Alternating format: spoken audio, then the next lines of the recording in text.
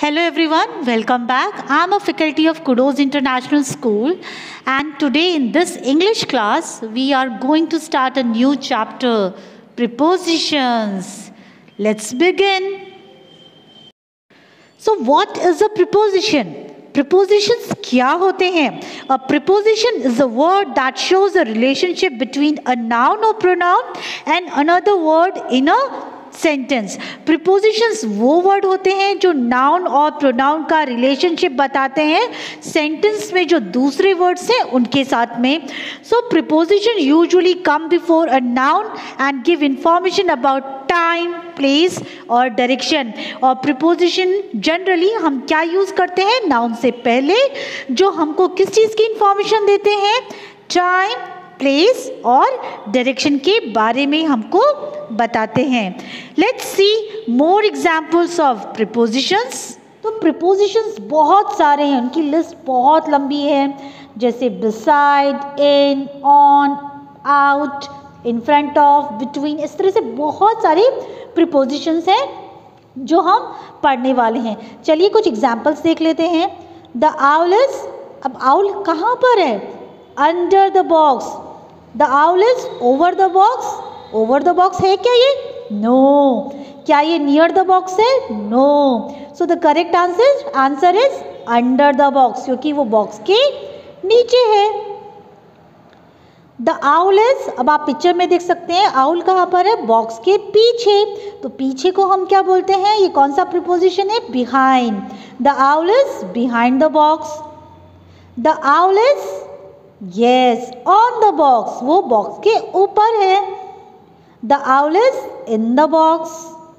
The owl is in between the boxes. आप देख सकते हैं दो बॉक्सेस हैं और आउल क्या है? उनके बीच में है. चलिए अब हम एक चीज़ पढ़ते हैं, किसके बारे में? एट, ऑन और इन के बारे में हम पढ़ते हैं. अब आप देखिए कि जो हमारी थ्री प्रीपोजिशंस हैं, एट, ऑन, इन, ये कहाँ पे यूज़ होते हैं? ये तीनों के तीनों प्रीपोजिशंस हमको टाइम और प्लेस बताते हैं. जैसे अगर मैं एट की बात करूँ तो एट हमको टाइम बताता है, specific moment in time. He came home at 9 PM. तो हमने क्या यूज़ किया? एट. वो घर कितने बजे आया? 9 बजे. ठीक है. ऑन, ऑन हमको क्या बताता है? टाइम. अब वो टाइम कैसे बताता है?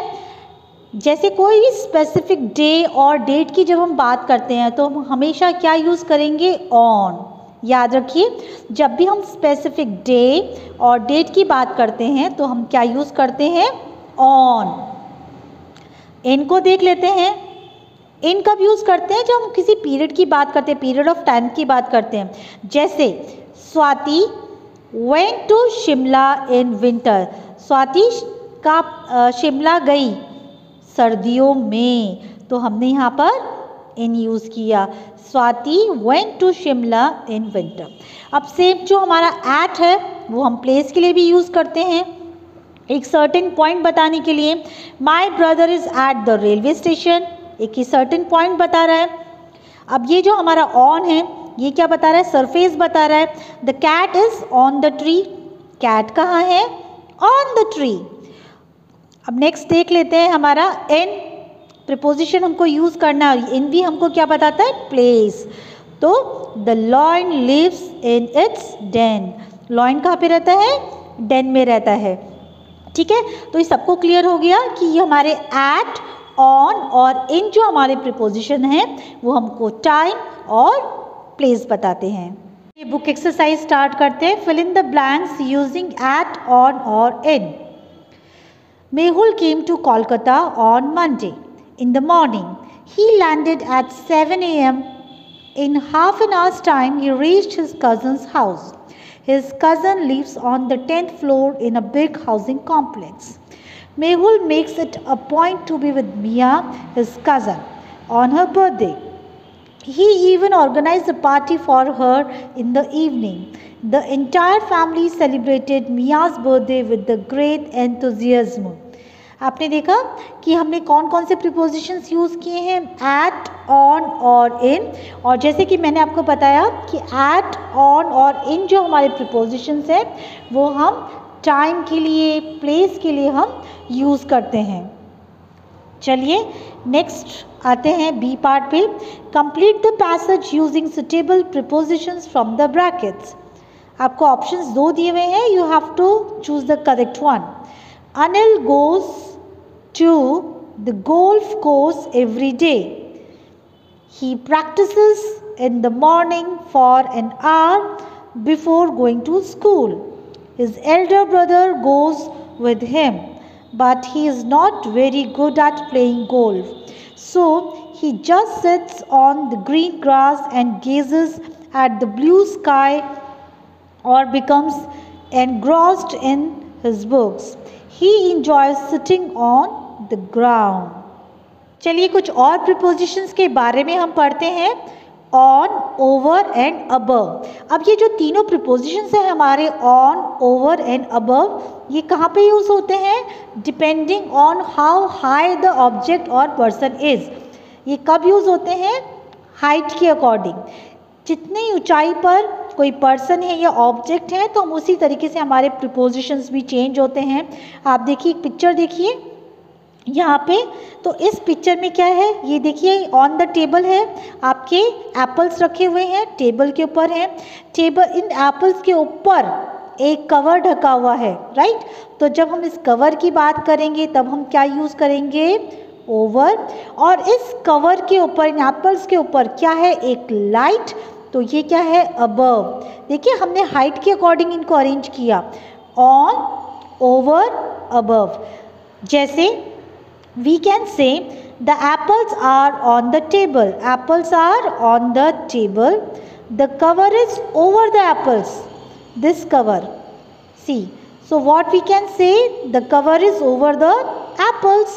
और आप क्या देख रहे हैं? ये लैम्प है ना, सबसे ऊंचाई पर लैम्प ही है। सो हम क्या यूज़ करेंगे? The lamp is above the table. Lamp कहाँ है? टेबल के ऊपर। और क्योंकि ये बहुत सबसे ज़्यादा ऊंची हाइट पर है इसलिए हमने इसके लिए अबव यूज़ किया। Similarly we use under, below and beneath depending on how the object और पर्सन इज़। अंडर, अब हम नीचे की तरफ आते हैं, यहाँ पे हम ऊपर की तरफ गए थे, इसमें हम देखते हैं नीचे की तरफ। तो हम कौन कौन से वर्ड, कौन कौन से प्रीपोजिशंस यूज़ करते हैं? Under, below, beneath.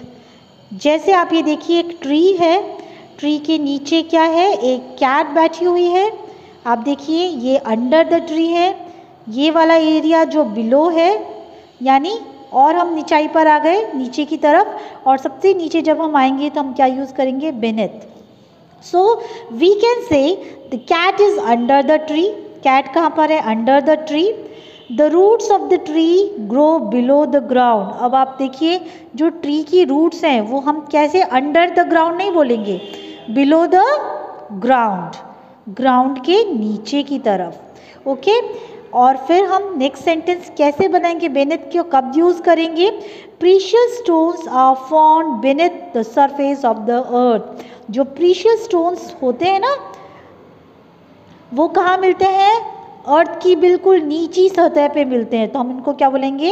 बेनेथ। चलिए इससे रिलेटेड हम एक्सरसाइज सॉल्व करते हैं।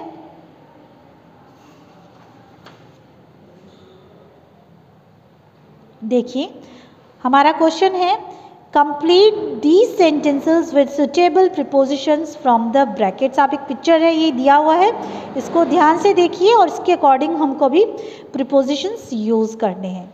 चलिए, द बुक्स आर, अभी हम देखते हैं कि बुक्स हैं किधर?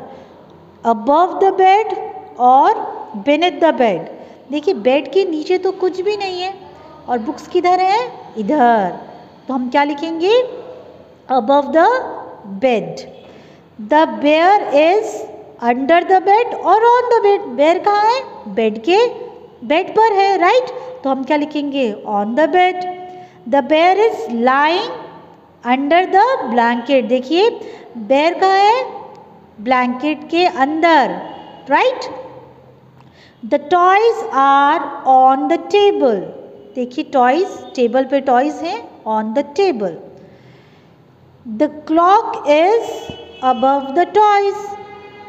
क्लॉक कहाँ है? टॉयज, ये रे टॉयज, इनके ऊपर ये क्लॉक है, तो हम क्या लिखेंगे? Above the toys. The blanket is over the bear. अब ब्लैंकेट जो है वो क्या है? बेयर के ऊपर, बेयर के ऊपर है। The stool is in front of the bed. अब देखिए स्टूल कहाँ पर है? बेड के सामने, तो हम क्या लिखेंगे? In front of the bed. चलिए नेक्स्ट करते हैं। Fill in the blanks by choosing the correct prepositions from the box. The orange book is. अब ये रही हमारी ऑरेंज बुक, ये कहाँ पर है? Between the green and the blue one. Between the green and blue one, देखिए इनके बीच में क्या है? Orange book. और जो बीच में होता है हम उसके लिए क्या यूज करते हैं? Between. Next, Ram put the dishes on the table. Ram ने डिशेस यानी जो प्लेट्स है वो कहाँ पर रखी? टेबल पर रखी। The lion was saved by the mouse. Lion को किसने बचाया? माउस ने। By the mouse. Now the plane arrives at midnight. Plane कब आया? मिडनाइट पर आया, मिडनाइट में। Okay. The thief jumped over the wall. जो थीफ था वो दीवार के ऊपर से कूदा। Yesterday I studied for 3 hours। और कल मैंने 3 घंटे पढ़ाई की। Look for the cat under the table। Cat कहाँ है? Under the table. चलिए नेक्स्ट क्वेश्चन करते हैं। Each line of the story uses an incorrect preposition. Circle the incorrect preposition and write the correct ones on the blanks। आपको एक picture नज़र आ रहा है यहाँ पर, इससे रिलेटेड एक स्टोरी है नीचे जिसमें इनकरेक्ट प्रिपोजिशन यूज़ किए गए हैं। हमें इस स्टोरी में यूज़ किए हुए इनकरेक्ट प्रिपोजिशंस को फाइंड आउट करना है और करेक्ट प्रिपोजिशन लिखना है। चलिए स्टार्ट करते हैं। Daddy is sitting at the rocks. देखिए डैडी कहाँ पे बैठे हैं? एट द रॉक्स या on the rocks? Yes, so on the rocks. तो हम एट को सर्कल करेंगे and we will write on. Nisi is sitting in the big rock. अब ये निसी है, is sitting in the big rock आएगा या ऑन द बिग रॉक आएगा? Yes, on the big rock. तो हम इनको सर्कल करेंगे and we will write on. Now mama, mama means mother, is sitting under Missy. ये मिसी है और मिसी के पास उसकी मदर बैठी है, तो हम अंडर तो यूज नहीं करेंगे। What we will use? Which preposition? Near. The blue sky below and the green grass. देखिए सबसे पहले इस लाइन को देख लेते हैं। The blue sky below, sky कहाँ है? ऊपर या नीचे? आसमान तो ऊपर है ना, तो यानी ये वर्ड जो बिलो है यहाँ पे गलत यूज हुआ है। इसकी जगह क्या आना चाहिए था? Above. The blue sky above and the green grass on their pause आएगा? नो, ऑन देयर पॉज नहीं आएगा, अंडर देयर पॉज। उनके पॉज के नीचे जो हरी घास है, तो हम क्या लिखेंगे? ऑन की जगह अंडर लिखेंगे। They all love running under the rocks. ऐसा होता है क्या? अंडर द रॉक्स कैसे होगा? नो, ये गलत है, अंडर नहीं आएगा, अराउंड द रॉक्स। अराउंड यानी उसके आसपास, वो भाग रहे हैं रॉक्स के आसपास। Jumping at the hedges? No, at the hedges नहीं होगा, ओवर द हेजेस के ऊपर से, जो मेड है उनके ऊपर से वो क्या कर रहे हैं? जंप कर रहे हैं। Hiding between the bushes? No, behind the bushes, और झाड़ियों के पीछे वो छुप रहे हैं। तो ये है इसके करेक्ट आंसर्स। ये सारे सर्कल वाले इनकरेक्ट हैं और ये वाले करेक्ट प्रिपोजिशंस हैं। आई होप ये चैप्टर सबको क्लियर हो गया होगा और आपको ये सारी की सारी बुक एक्सरसाइज आपकी इंग्लिश ग्रामर बुक में करनी है।